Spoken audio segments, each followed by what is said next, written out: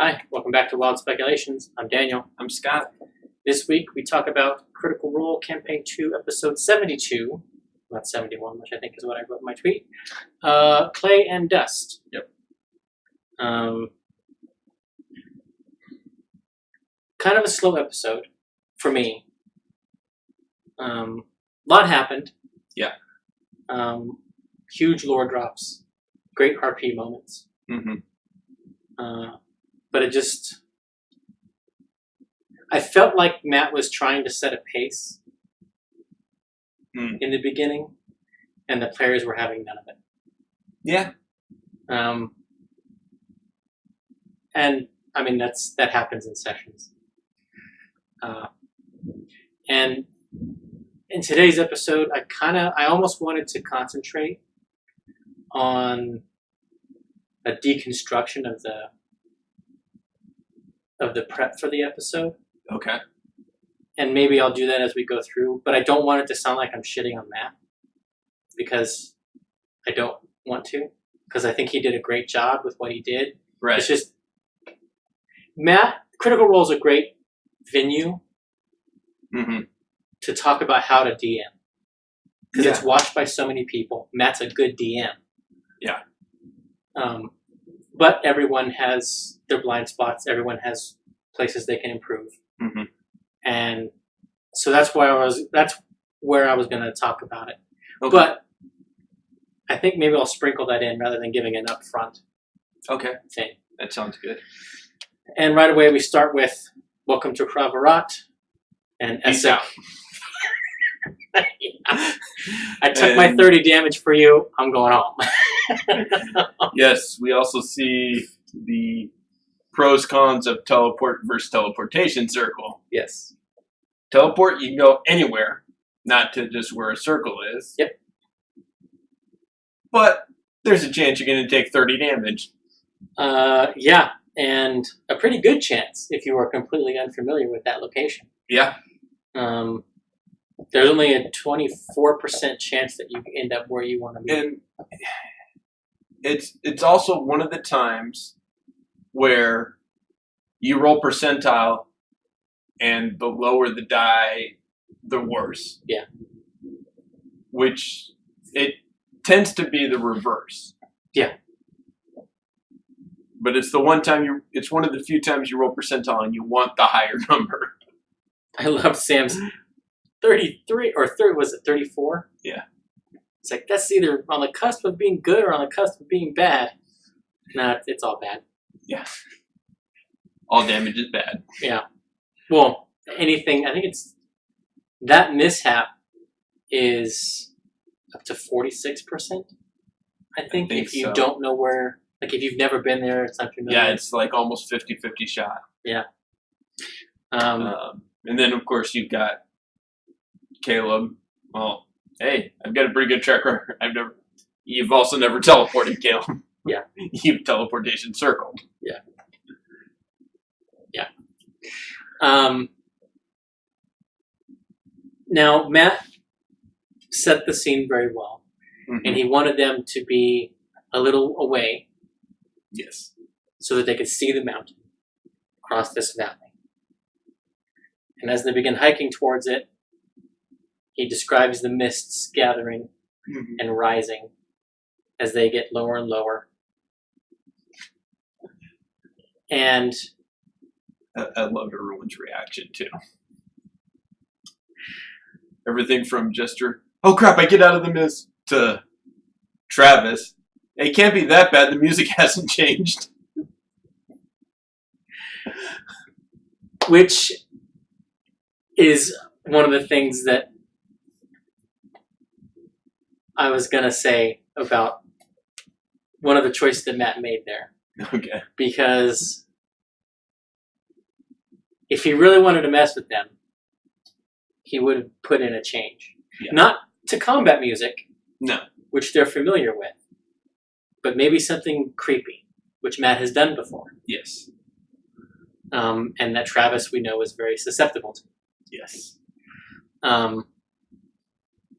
So I think that took the wind out of Matt's sails a little bit, because he definitely was trying to build tension. Yes. He was trying to bait the players into an action. And whether it's because Caduceus, they were letting take the lead, or what, they didn't overreact. And Jester didn't use her turn undead right away. Yeah. And that which may have been construed as a hostile action. True. You know, we did have Caduceus in the beginning. Hey, you know, let's remember that these people are friends with my family. It might be best not to lead with our fists like normal. Yeah. And that brings me to, for me, the MVP is, I have a specific MVP, but it's kind of split. First half was one, second half was one. Okay. MVP was hard for me this episode as well. I think I've got to give it to Travis overall. Same. But Taliesin, and it was tough. It was between Taliesin and Laura, but Taliesin for the first half for me. Yeah. On my initial watch at the end of the episode, I was like, MVP Travis. Then I thought about it. I was like, you know what? That's not fair, because that was the end and it was the biggest punch. Mm-hmm. Does that make it MVP worthy, is what I was thinking in the moment. Gotcha. So it was Taliesin and Travis were my top two, with Laura being very close, because she was basically the assist on everything. Right. In the episode. Yeah, and that's why she was up there for me as well. And then my fourth one was Sam. Okay. Just because I loved when Taliesin's like, or Caduceus like, well, I don't think we need to be particularly sneaky. And he's like, I'm going to be particularly sneaky. Yeah. I love that moment. And also the discussion about residuum later. Mm-hmm. But yeah. Taliesin, I also thought that's a little unfair because it's a Caduceus episode. Yeah. But on my rewatch, I was actually sort of keeping score. Okay. On the rewatch, and what tipped it to Travis for me is from the very beginning. We've talked about which player drives the action the most. Mm-hmm. Is really the person we like to put at the top. And Travis, if you recall, from the very beginning of that episode, he's choosing which direction around the lake they go. Choosing the direction. He's the one putting his head under, and that's what tipped it for me. Yeah.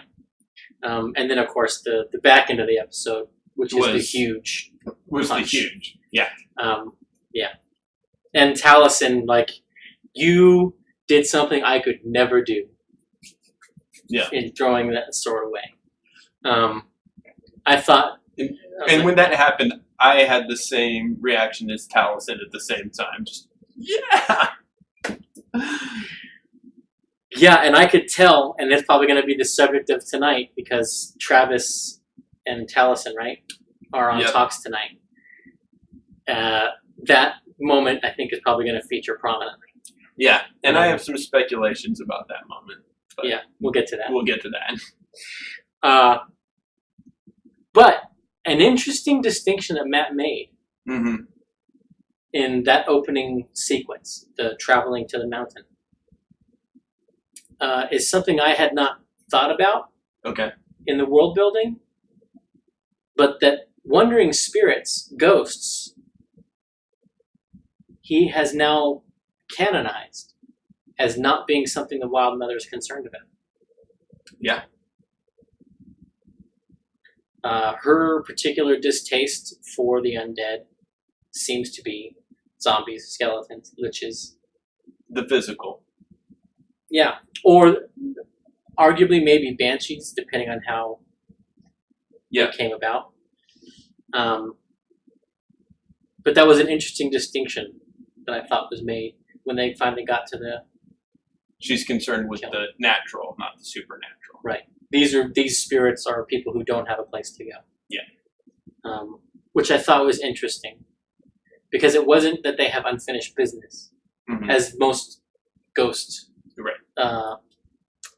myths involve. It was they're not welcome in heaven and they're not welcome in hell, which is sort of an interesting preview, kinda. Okay.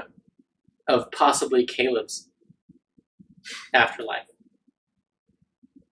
Yeah. That if he does enough good to avoid the hells, that doesn't necessarily mean he's going to heaven. That he's going to Mount Celestia.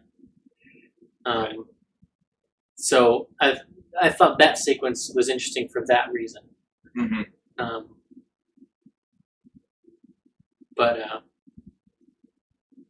Yeah, his exposition there was definitely meant to bait the players and frighten them, which it eventually did. Right. And especially, when you get to the point and Taliesin just pipes in, it just occurred to me, they burn people in there, and that feeds into the water, which feeds all the life. So, yeah, pretty much everything in this, area of the world is being fed dead bodies. Yeah. That's how you get a haunted forest. Yeah.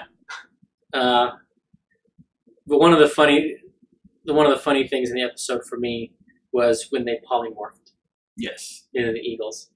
And I think that was one of the skips in the pacing that Matt had said. Yeah. I don't think he probably knew it was a possibility, but he didn't expect him to waste the 4th level spell slot on that. Right. This episode, from Matt and, well, specifically Taliesin. Yeah. There was a lot of we're not mid-tier characters. Yeah. We're still having to huff it across the wilderness, because he was talking about, all the food they're carrying and that all this kind of trudging along kind of stuff. Yeah. And Matt didn't account for, well, we'll just shape change into an animal and scout. Yeah.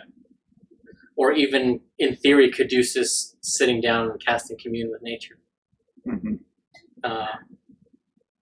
And ask, where's the entrance to this temple?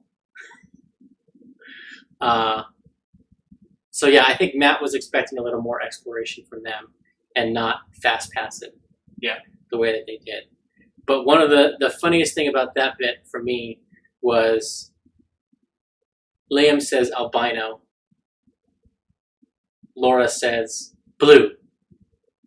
And my brain immediately went to Thunderbirds. Okay. Which are a performing aerobatics team, U.S. Air Force. Fly F-16s. Yep. So my brain went to Iron Eagle. Right? And then Matt's like, I'm going to change my outfit to red. So they had the red, white, blue, and then they did the whole aside with the election. But when Jester drops Bo and has to save her, which I think I would have handled differently than Matt did, and probably a little meaner, arguably. But Sam, as sort of an aside to Travis, says 7G, negative 7G dive turn. Just reference to Top Gun. Right. And Top Gun 2 Maverick, or Top Gun Maverick, debuted at Comic-Con while they were there. So I think one or both of them either were talking about it or watched the first movie, as I think a lot of people did. Yeah. In this last intervening week. And then the second bit was when Caduceus is inspecting the rock and seeing if it's toxic. I loved that moment. Yeah. I want to see an animation of sort of the long-faced Caduceus, and I was trying to think of an animate. I think it's the Lion King, maybe, that I'm thinking of. I don't know, but where just the long face and the long tongue coming out and sampling the. I don't know. I just had this crystal clear image of it, and I was like, that would be absolutely hilarious. Yeah. Yeah, I love that. I like the air. Make a con save. 6. It's air. Yeah, and I loved Liam saying, you know, there's water that'll just melt the flesh off your bones. Stop reading books. Yeah, that was hilarious. Which, like, I laugh at that, and I was like, that's true. And volcanic environments haven't been an environment that I've run a lot of games in. Mm-hmm. But, yeah, that acidic water in the area would be a thing if I were to run it. Yeah. But I think Matt didn't do that because I think the theme for these temples to the Wild Mother is the rebirth. Yeah. Is the life from death. Yeah. So I think that's Very why much he so. didn't make the pool acidic. Yeah. Yeah. But the And Chernobyl especially comment, that one in that nature is the birth of the materials that Right. Morgan uses. Yeah. Not the death of it. Yeah. and I love the out of character Chernobyl references. Yeah. Like, your hand is tingling now because they made the comment that it was graphite. Yep. Yeah. So like, oh well, I guess the cast have watched that as well. As I think probably a lot of people have. We also find out in that expanded scene that ghosts are into erotica, as more of them follow as Chester reads aloud and then dissipate. I think it's more that they're into people talking to them. Mm-hmm. And because she was reading so loudly, she was talking at them. She was entertaining them. Yeah. So they were interested in that aspect.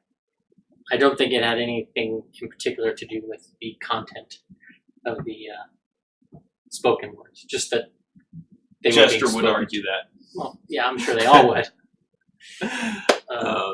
Yeah. And I love the comment, she was the only one left, she's the truth. Well, maybe she's the one that wrote it. And the look on Laura's face when Taliesin said it. Yeah. Yeah. But they talk to the Dusts. Caduceus gets confirmation that his mother, aunt, and sister Mm-hmm. have been there. Yep. And we were right, and I was wrong. Because we said they wouldn't be also furbolgs. But I took it a step further and said they would be other of the otter races. Mm. And it was dwarves. So we're right in that it wasn't furbolgs, but it was a standard race. Yeah. So and I would say arguably that the signs were there, but only if you go absolutely stereotyping. yeah. Forge, kiln, dwarves. Word in. Yeah. Yeah. Yeah. But which is part of the reason I didn't think it would be. Because I didn't think it would play to the stereotype. Right. But we got some interesting world building Mm-hmm. because they finally got the map, and it seems like we were also correct that Devon was rushed Mm-hmm. into making the map. Yes. So I chuckled at that. But we got some info about the ruins of Meleismere. Mm-hmm. We got some information on the Uthadern. Mm-hmm. It was mentioned in passing when they were talking about the map, finding themselves on it. And also, the lore keeper mentioned this Cinder No, blanking Civil out. War or wood? No, the cinder something. I should have written it down. But it's a location near the kiln. Mm-hmm. It's like the kiln is here, it's here, and Uthadurn is here. Right. On the map. She said that she was also the keeper of that place. Right. Which I've been wondering if we were going to get any sort of, hey, we need help with this. Mm-hmm. And I think that's it. Okay. That there's something going on there that they need help with. I think Matt decided that the kiln was going to be fine. That it was going to be calm and tranquil, basically the way that Caduceus's temple was. Right. Because I think the menagerie is the infested one. Hmm. And I think that's where they need to go to free Ugatona. I think. With the way that Matt has woven everybody's backstories together in this campaign, and even Laura Jester was like, when it was referred to as the menagerie twice in succession when they were talking together between Dust and Clay. Mm-hmm. And she's like, is it on the coast? It's like, yeah, that would be, it makes sense. The menagerie coast. So. Yeah. Yeah. And that goes back to the vision Ford had of the third temple. Yep. Inland from the coast in the mountains. Mm-hmm.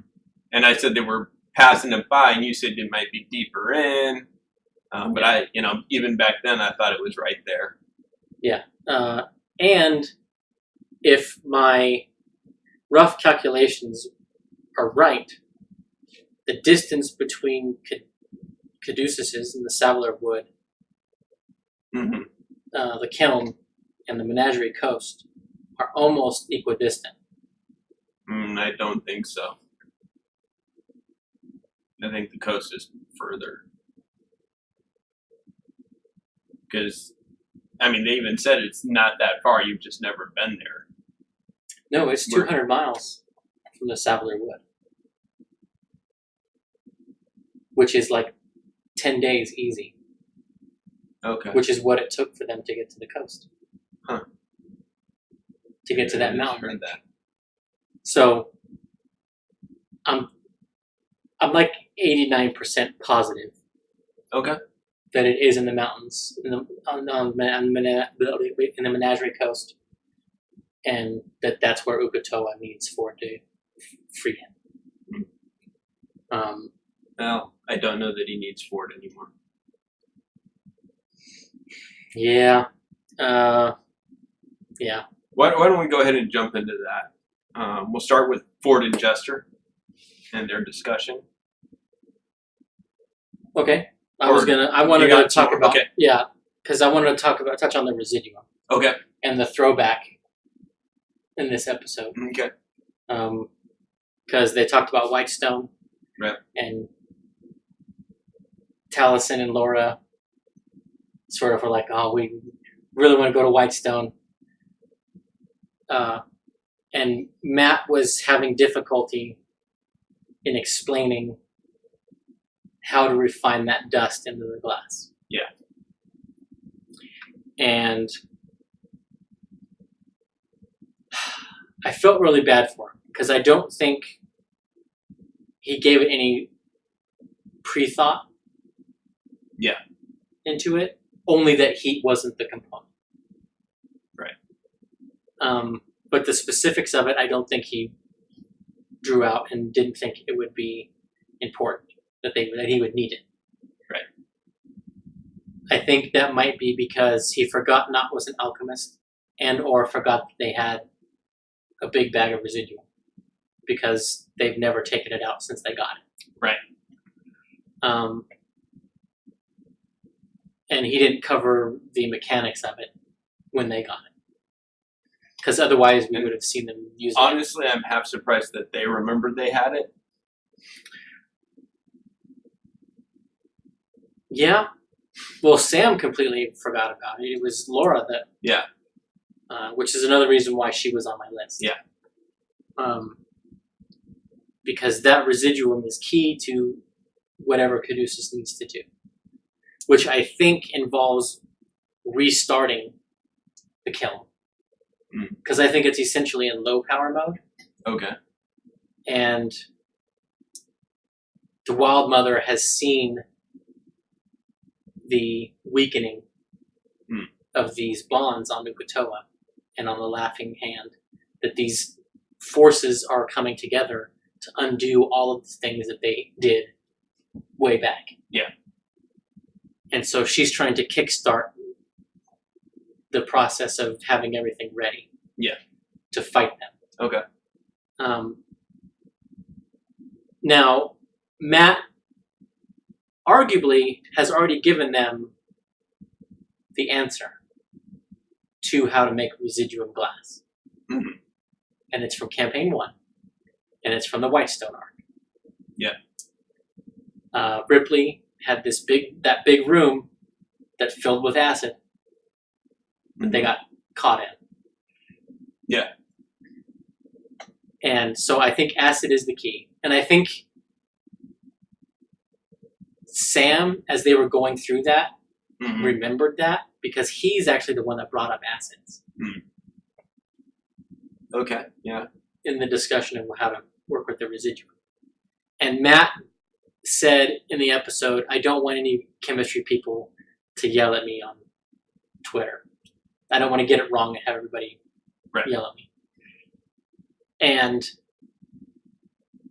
he could have said, with Knott's intelligence checks, if he didn't do it, yeah, you think acid. You don't know which ones. You'll have to do research. And table it for later. Mm-hmm. Instead of getting really nervous. I felt really bad for him in that moment. Because it's one of those things that, yeah, he has sort of an idea how it's done, but hasn't really gotten into it. Yeah. And we saw in Campaign 1 that taking from the stone to get a residuum involved acid. And I think part of that was his pacing. I think he had set, like we said, more exploration. I don't think they were supposed to get to that till next week. Right.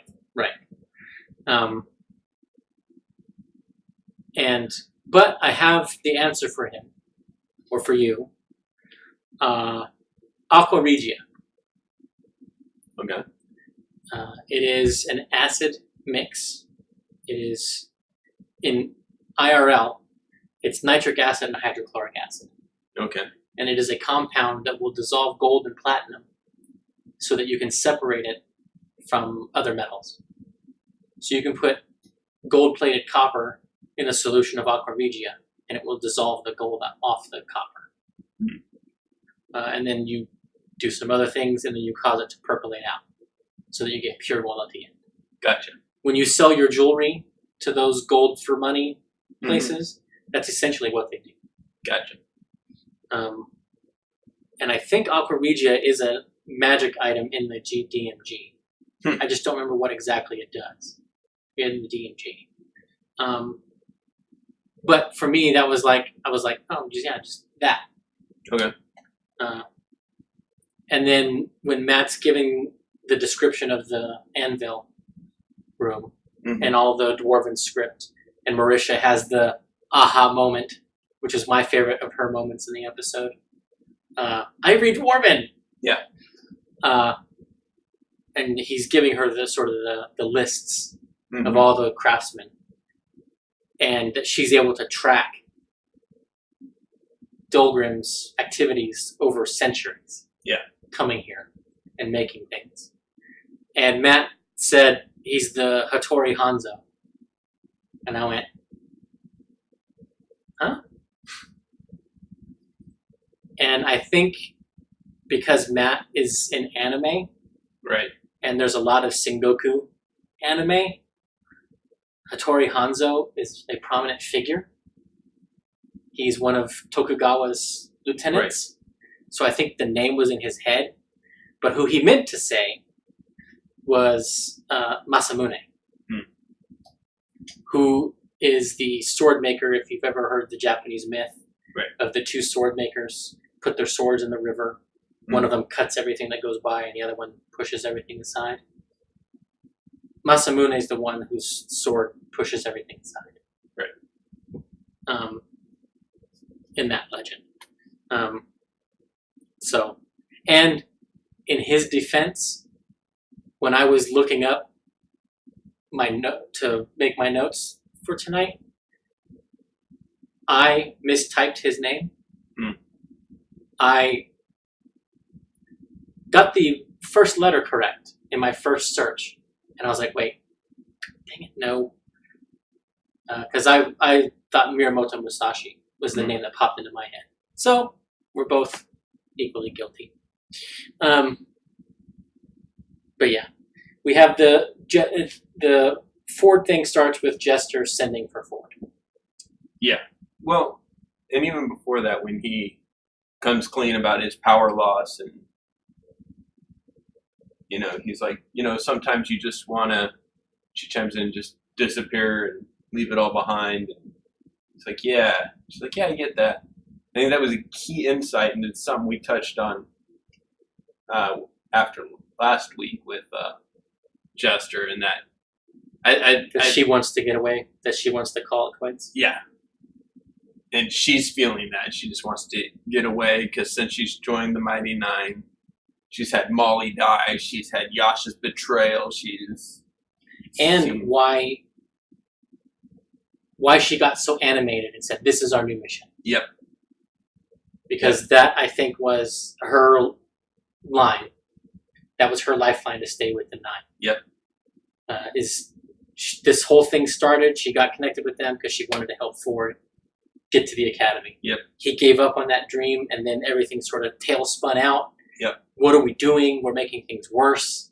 Yep. And now Ford says, I have another idea. And she says, yes. Yes. Now we can get things back on course. Yeah. Yeah. Exactly. And that's the thing I wanted to touch on about their conversation. But then, yes, she sends to Vandrin. And he's retired and chilling, and he's glad. Retired on an island. Yeah. And not an island that they have been to. Mm-hmm. Or that Ford looked at or investigated. We don't know how extensive his looking for Vandrin was. Mm-hmm. Previous. How much you want to bet that's the island for Traveler Con that the Traveler was looking at? Could be. Because that's where my brain went immediately. Is Vandrin is there. For what reason, I don't know. And the Traveler isn't a redemption god that we've seen. No. But I could definitely see him taking a liking to a warlock who's trying to undermine his patron. Yeah. And getting in good on that. That's possible. That's possible. My mind didn't go there. My mind went somewhere else, and we'll get to that when we get to the sword. Okay. But yes, that is a distinct possibility that I had not thought of.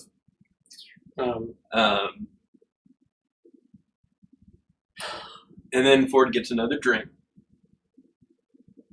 and he decides to play chicken.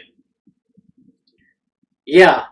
And that scene also sort of took me out of it. So it was a great scene, great narration, but the details jarred me. Mm-hmm. And it all has to do with the wishy-washy temporal distance thing that happens at the table. Mm-hmm. And the fact that I know 2 inches of penetration in the chest cavity is lethal. Yeah. Doesn't take more than that. In the moment that I was watching that and it started to bother me, I said, you know what? When you're pressing something into your chest, it's probably not dissimilar to when you try to feel something in your mouth. Mm. And your impression is this thing is big, and then you take it out and it's this little itty bitty thing. Yeah. Like, I thought that was much bigger. So my rationalization for that moment to get me through it Mm-hmm. was he thinks it's going in that deep. It's not. Yeah. Because 1/8 of an inch, when you're pressing it in and you feel it going into the Sternum. yeah, and then pressing into the sternum and through the sternum, those fractions of inches probably do feel Like there are multiple inches, yes. Yeah. Yeah. So that's how I rationalized that and got through it. Okay. But I thought it was great. And I thought it interesting and a symptom of the night that, well, I'm sort of getting ahead. Let's talk about the dream first. Because the dream had new things, Mm-hmm. which were interesting, and some old things. Mm-hmm. The new thing, not underwater, Yes. on the land. Not only that, stars started winking out. Mm-hmm. And Uk'otoa now was the moon. The eye was the moon. Yeah. Very Lovecraftian. Yeah. And Ford, he's lost his powers again. He gets the sword. He sneaks out. Well, in the dream, Okay. Matt describes Uk'otoa's grip of Ford as almost loving, in as much of a loving manner as an evil, consuming entity can be. Because he describes it as firm, but not crushing. Yeah. And Uk'otoa practically begs him, Mm-hmm. come back, don't run. It's as much of cajoling as Uk'otoa can be, I think. And it's because he still had the third key at that point. Right. But Uk'otoa does have to end on the threat, which is why he threatens to eat Ford. Yes. Which is what really freaked out Travis. When the sky split open into a mouth and chomped on him. Yes. And then, he wakes up. He can't summon the sword. Finds it over there.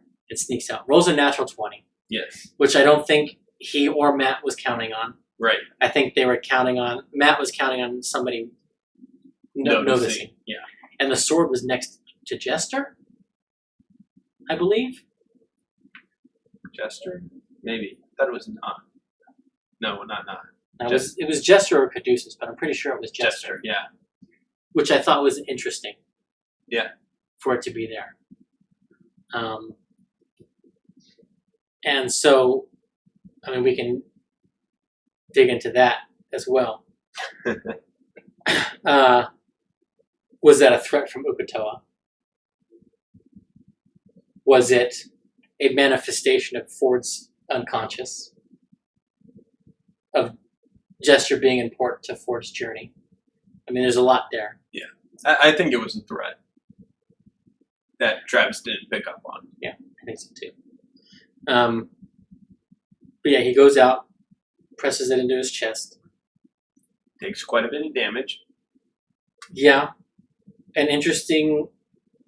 I would like to know what Matt was rolling behind the screen. My gut is it was 2d8. Yeah. But I think I would have argued for 2d10. Okay. And that's because the falchion, they're using longsword stats, which makes it versatile. And Ford said he had both hands on it. It's true.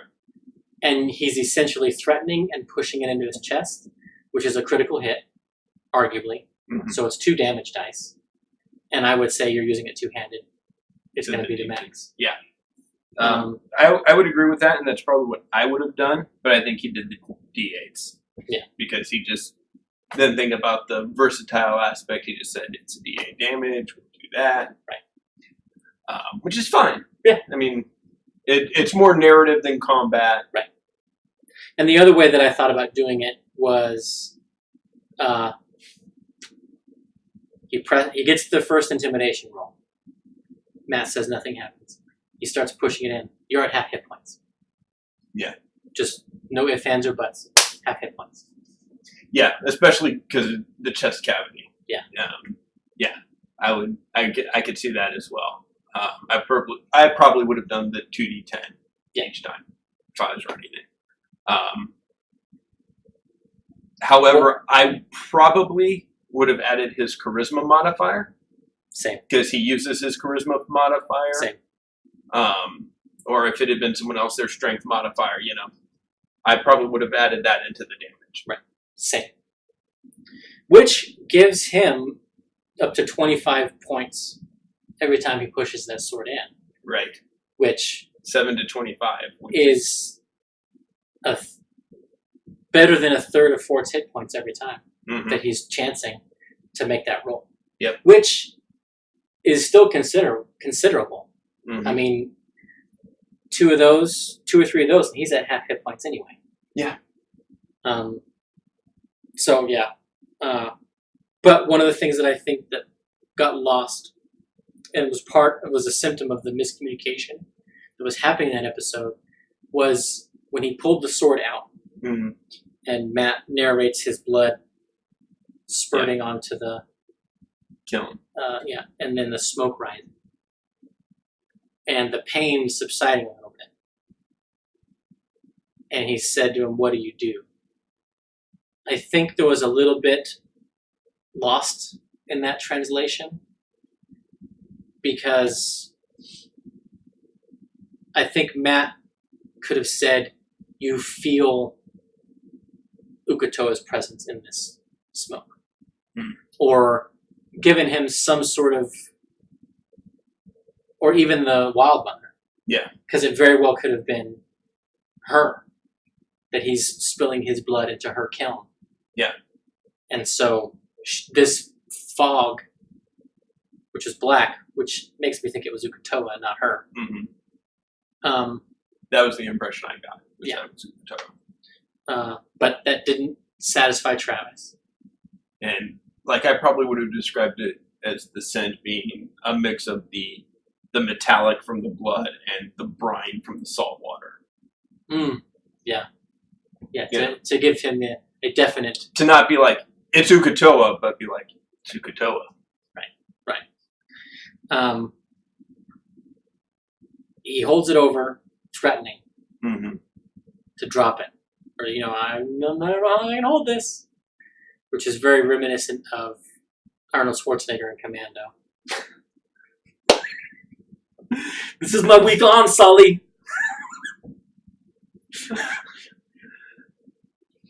Yeah. But he's like, and if you watch it, and in the moment, I was for sure certain that he didn't have that plan. Yeah. And on the rewatch, you can watch it happen.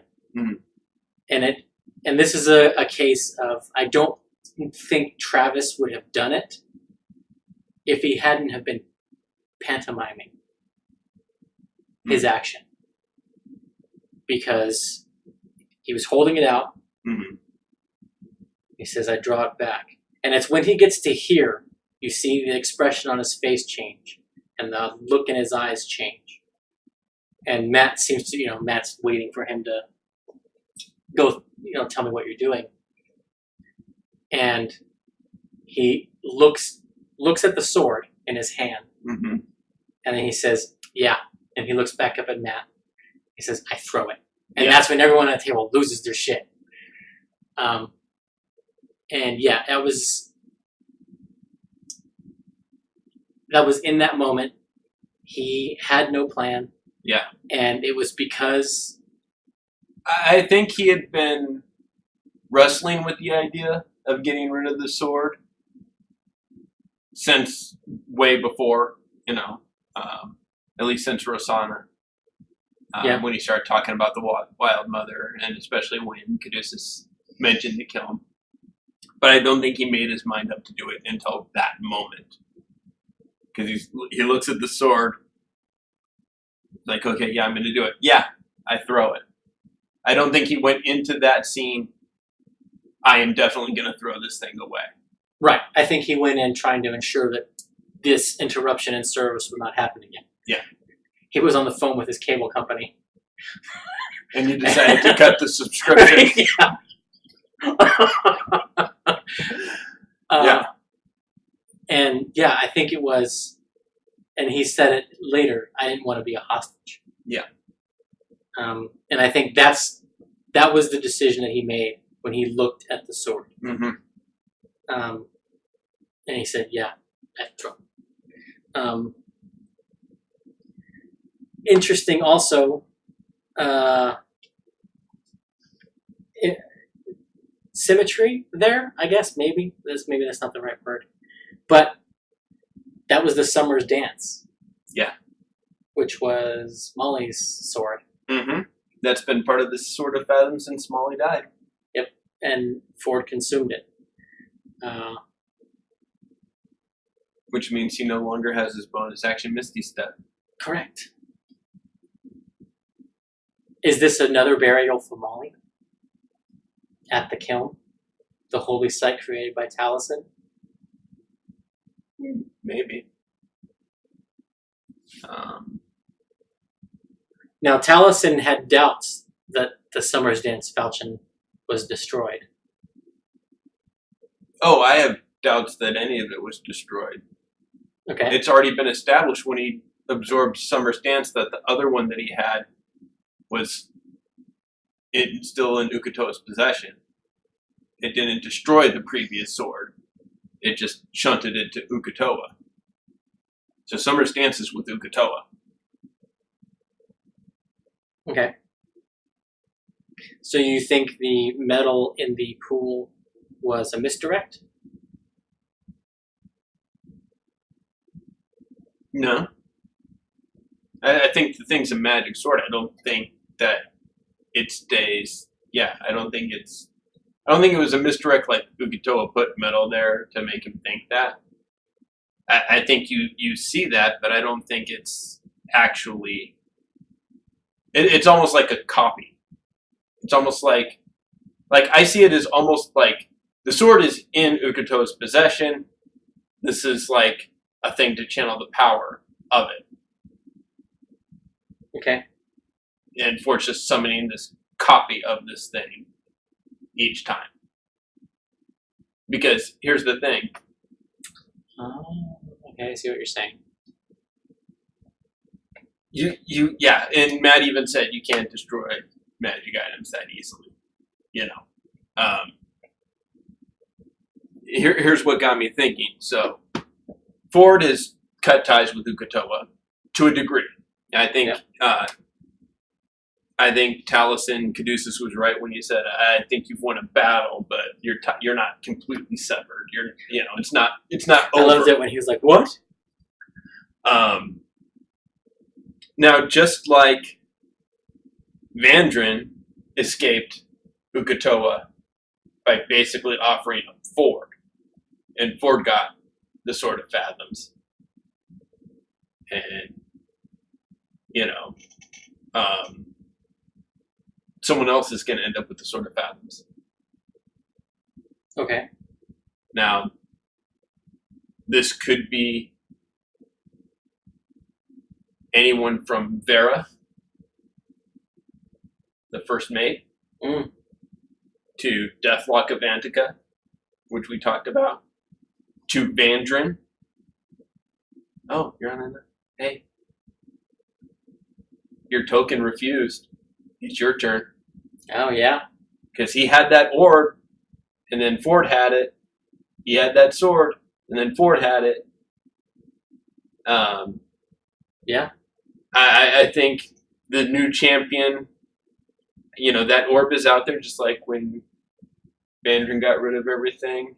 It ended up somewhere else. That orb is somewhere else, and now the new champion can go quest to find it. And while he's there, on behalf of his new master, get revenge on the old guy. Yeah, Ukatoa is not going to go away that easily. And I almost want to see it be Vandrin. And you forced me out of retirement. That would be interesting. See, my brain has been going that the sword did sink beneath the lava, Okay. but it did go to the pocket dimension that Right. Ford sends it to once it was out of his sight. Right. And I think the next time he tries to summon it, or if he tries to bond another weapon, one of the ones that they gave him, Mm-hmm. He will sense it either not working or Mm-hmm. that it was still around. But it does beg the question at the live show: what is Travis's power set going to be? Yeah. And that's what, people are, talking. He's talking, hey, I've got no powers. Okay. How far does that extend through the Hexblade thing? Because it's through his Hexblade patron that he gets to use his charisma modifier. Is that gone? Yeah. It's through his Hexblade patron that he's proficient with martial weapons and medium armor. Is that gone? Well, presumably he's not a warlock now. That's why I say it's an interesting dilemma that Matt has. But he did give himself an out. Mm-hmm. At the end of the episode, Matt says, you notice that wreath with the crook in it, mm-hmm. the symbol of the Wild Mother, on the anvil. Yeah. So, which basically confirms what we've been talking about, mm-hmm. that there's going to be a patron switch. He'll still be a Hexblade, mm-hmm. but he's not going to be a Hexblade of Uk'otoa. He'll be a Hexblade of the Wild Mother. Right. And do we change the wraith to something else? I don't think you have to, especially after the spirit goes. Yeah. Yeah, I don't think you have to. It will reflavor it, and he may get a different spell list. Mm-hmm. Matt may say, "Hey, you're gonna have to get rid of the Balgora." Mm-hmm.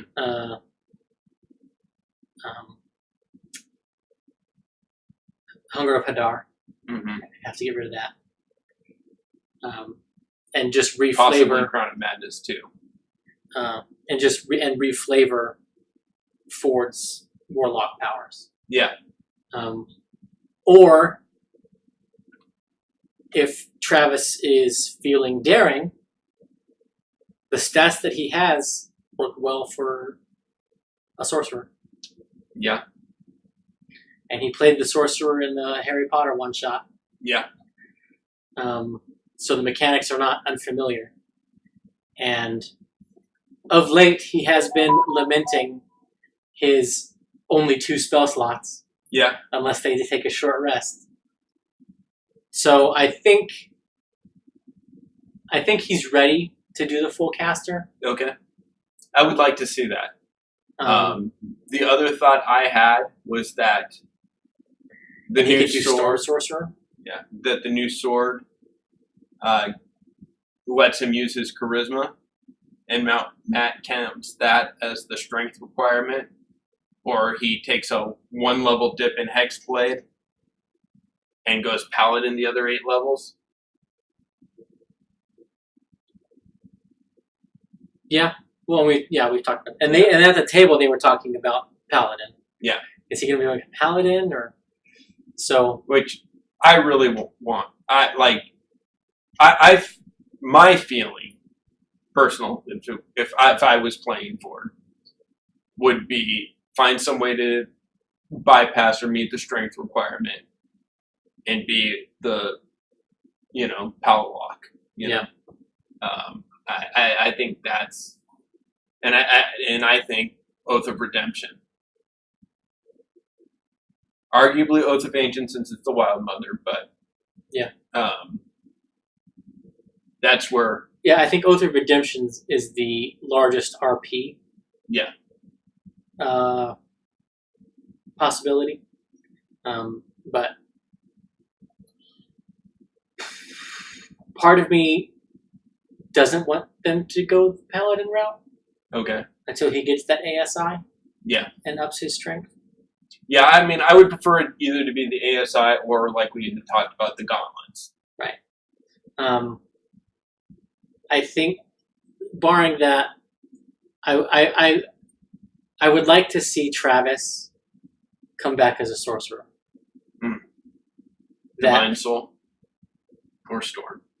Divine Soul or Storm, but I lean heavily towards Storm. Okay. For a few reasons. One, the connection with Yasha. Yeah.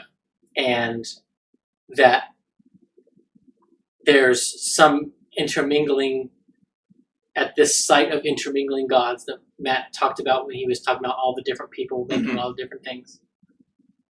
And that there's an element of the Stormlord that comes to Ford and says, you are going to get my champion back. I think Ford would be resistant to that.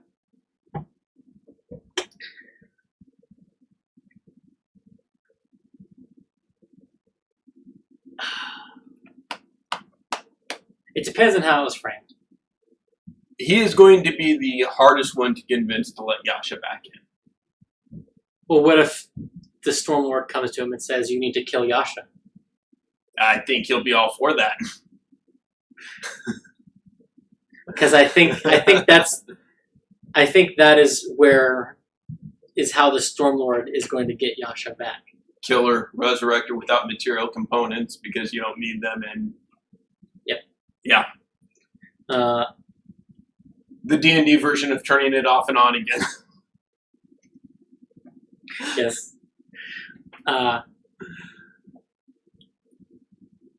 But yeah, I would like to see him do Sorcerer, and I think he can do it. I would love that. Originally, way back in the beginning, that's where I wanted to see him go in the first place, when the whole multi-class concept, first came up. You're the one that sold me on him multi-classing the Paladin. Right. So I would love to see him go Sorcerer. Just rebuild him from the ground up as his 8th level sorcerer, 9th level sorcerer, yeah. And he would have access to Shadowblade. Mm-hmm.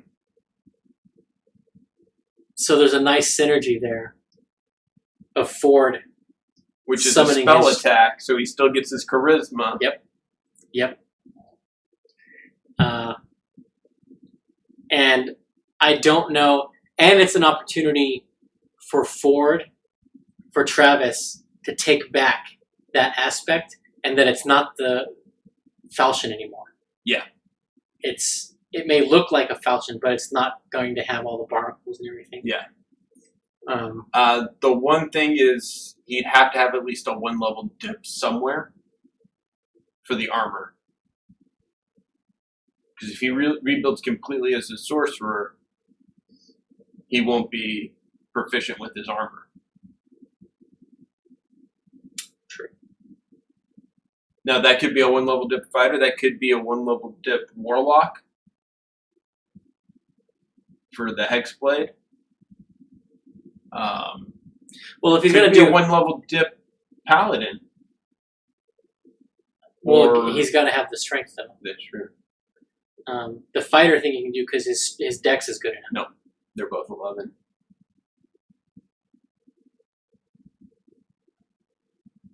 Oh. So yeah. So it'd have to be the warlock. Hexblade 1 level dip. And see, to me, if he's going to do the 1 level, then he should just stay. Yeah. All 9. Or he just or at least a 2 armor. level dip to get into a couple invocations.